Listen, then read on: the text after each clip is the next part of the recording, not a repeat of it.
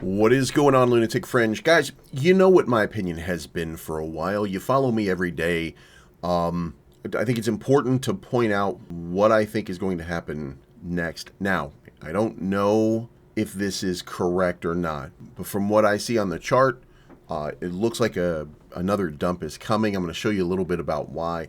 Now, I think at that point, that will be the end of all the negativity in the market. I think that's going to be kind of that final shakeout, if you will. I never want to say that, but I think that that's what we're about to experience.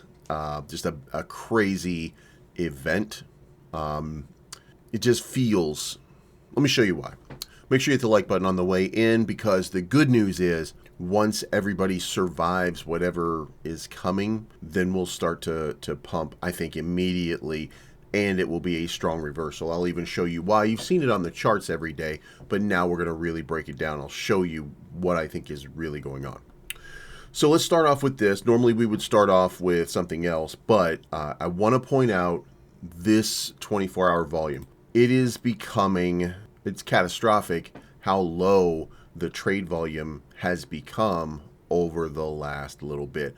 That means that people are now getting shaken, and that means retail has stopped moving. Now, what does it further mean? Well, it means that the money has been parked a little bit. How do we know that the money has been parked? Well, we can see that there's been a decline overall in the market cap, of course, in Bitcoin and, of course, Ethereum. Over 7 days, it's still up, but we have to consider here, down 10% this year, 41% this year.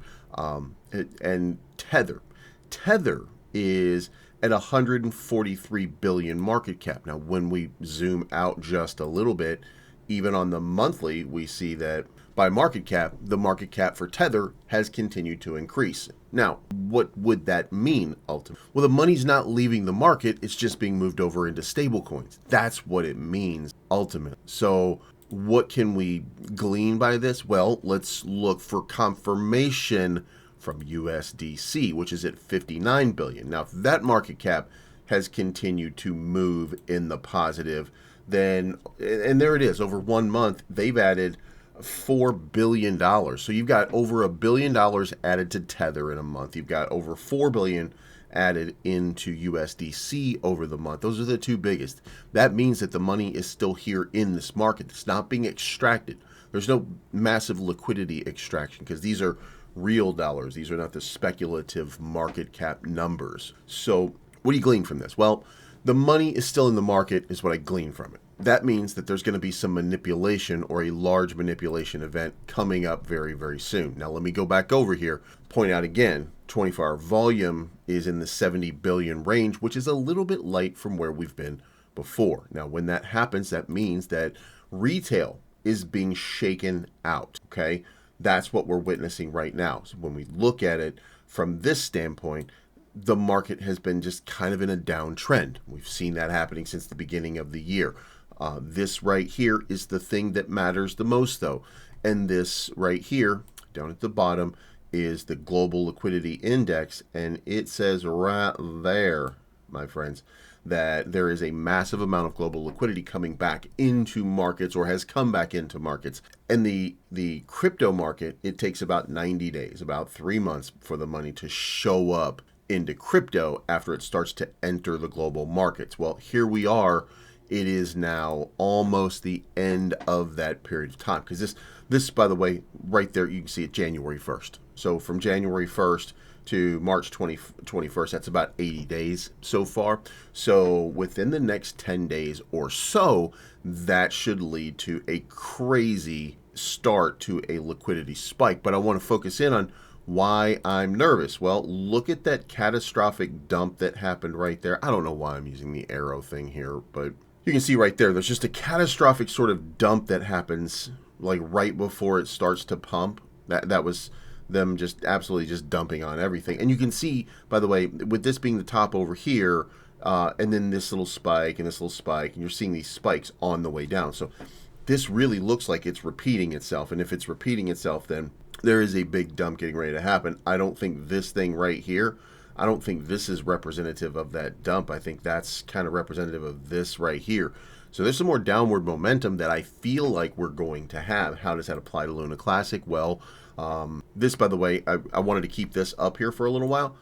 For those of you that don't know, this is the this is Happy Caddy Crypto's Terra Rebels thing. So we're just kind of tracking from the location. Like we just want to kind of see, like, you know, what happens after this. So we're going to leave that up there for a little while so that we will know that that's when that happened, and we can make our accommodations for whatever kind of prediction we're going to have coming later from there. Now, so where we are is, for me, pretty simple.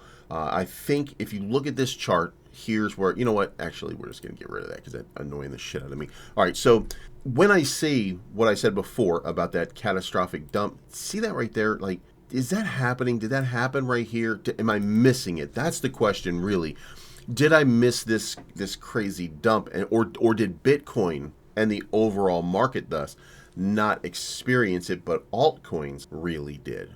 And if that's the case, then we're in a much better position, because that means that our recovery bounce has already started, and that all of this right here is what that is. And it is me nuts with that thing. What is going on? Anyway, so I think that we could be in an upward trend. Now, before we go any further, Trobits, make sure that if you haven't, that you go checking out Trobits.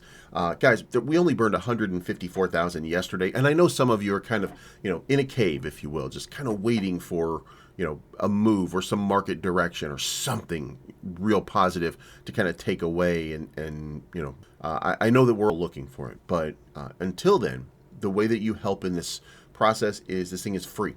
All you have to do is come here and engage with it. There's ads. That's it.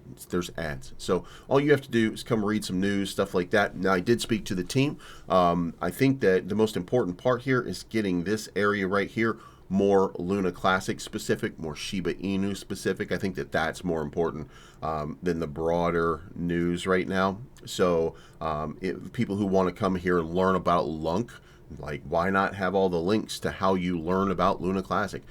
You want to learn about SHIB, then, you know, put links to how you learn about SHIB. So I think we're working on that, and I think we'll probably see something really cool happen at some point.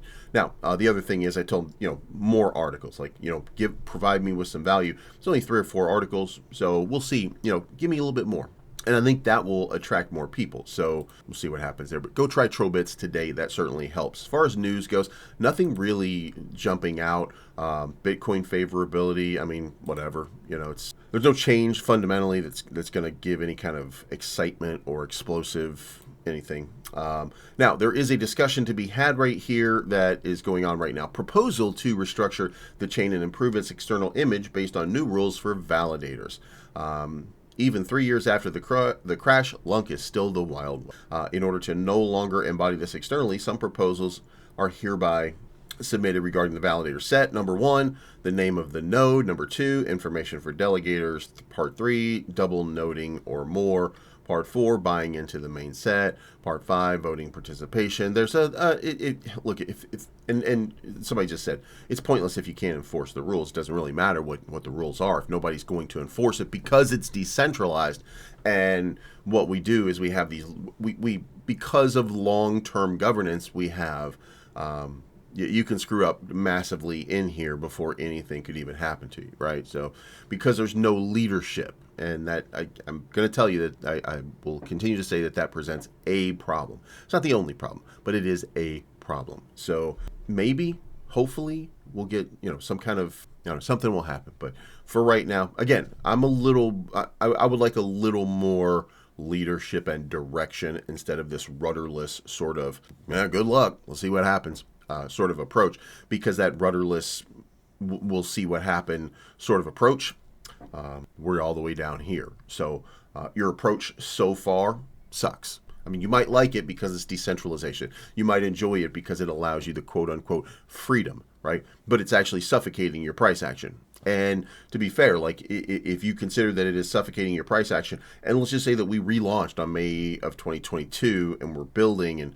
everything's been built so far, and at least we have a functioning blockchain at this point, well, start walking around and let's look at where some of these other projects in the same situation, like where are they? HBAR near its all-time high. SWE at an all-time. A lot of these different blockchains have a lot more to offer right now than Luna Classic when it comes down to it.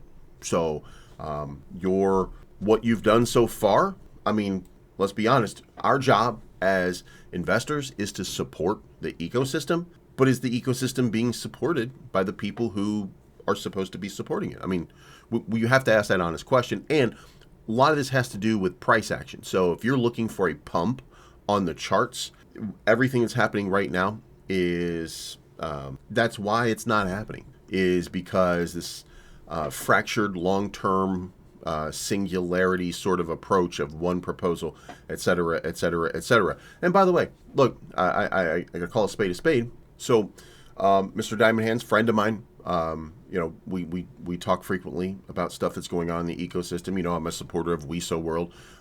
He is on the attack for a lot of these different validators because of stuff that they've done that have leaned more towards centralization. Now, from what I understand and from what I'm kind of reading through here, it seems like he was maybe accusing Strathcole erroneously. It looked like that there was nothing happening, but the fact that he didn't stop it, I don't know. I think that he doesn't like Vegas, stuff like that. There's some underlying problems within the Validator community. And you know what? Here's the thing: if he does this, that's fine, because you can have disagreements. We can all have disagreements and come to a compromise based on these voting protocols. But at the end of the day, there should be for a tiny issue, like in my mind. This is a tiny issue, and I don't know exactly how this all played out. Like, there's the trend right there. Can you show the governance proposal giving you authority to do this and stuff like that? And here, I mean, this was an attempt, I think, from what I've read through here. It's an attempt here to salvage USTC so that it doesn't get delisted in Europe and creates a new explanation for USTC. And yeah, I mean, the thing is governance, but somebody needs to lead. At the end of the day, we're doing what we've been doing. We've gotten what we continue to get. Something's got to change. And if you don't think that that's the thing that needs to change, fine. But I disagree. I think that is one of the things that needs to change, is that there has to be some leadership here. So it's just my opinion. These validators, they are working for each other. They are working against each other. And hopefully something like this proposal, something like what's going on right here, maybe that clears the air. Maybe that starts to move us in a direction. Maybe it causes a civil war.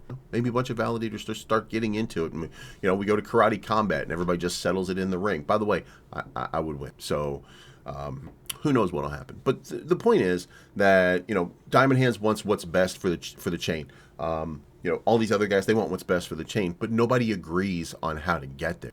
That's what it comes down to. They don't agree on what the path forward looks like. So until that happens, we got a problem. And hopefully we'll figure out a solution for it. Now, let's move on. By the way, go check that out on Commonwealth if you are interested. Now, Hera is up 37% on the day, and Game is up 34%. Cookie's up 4% as well.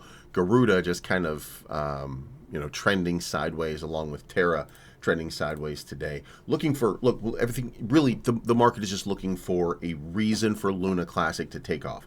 Luna Classic takes off, it drags everything with it and creates value in that context for everything in the ecosystem. But as you can see from Garuda X right here behind me, you've got 165 on $25. You got Hera 138 off of $25. Food 75 off of 25. Juris 64 off of 25.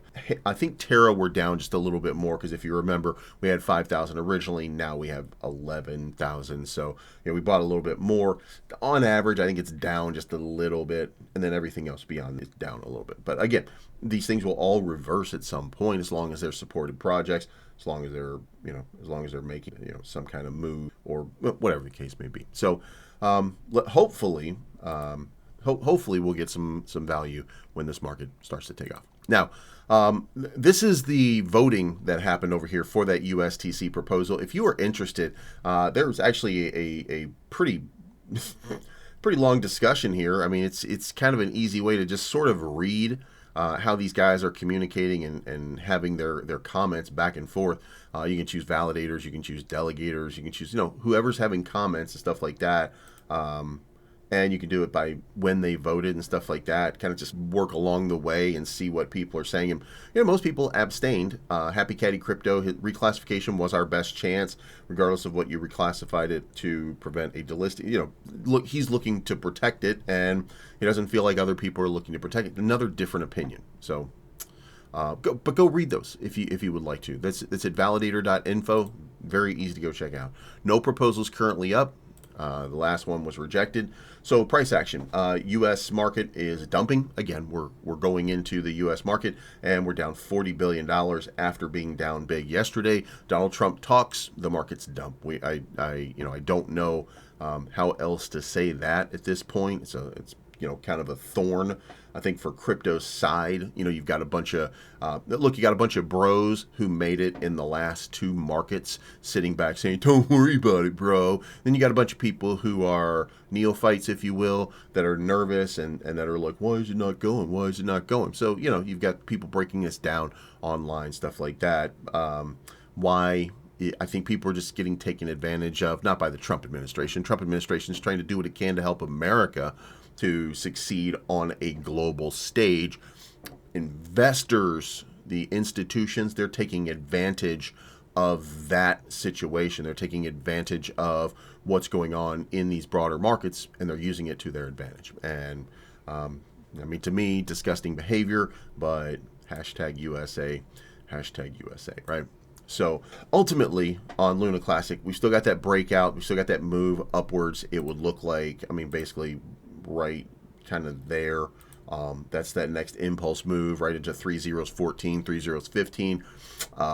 With the global liquidity index flowing in heavily, that means that it's going to happen. It's just a matter of time, with the RSI being kind of in the middle. The most logical play out would be a test back to the bottom before a move back up, which is why I said I do think that there's downward momentum before we get that upward momentum starting to spike back. So that's really what that's what I think is going to happen. Let's just kind of leave that there and see whether that's what happens or not. USTC did not come down like I liked.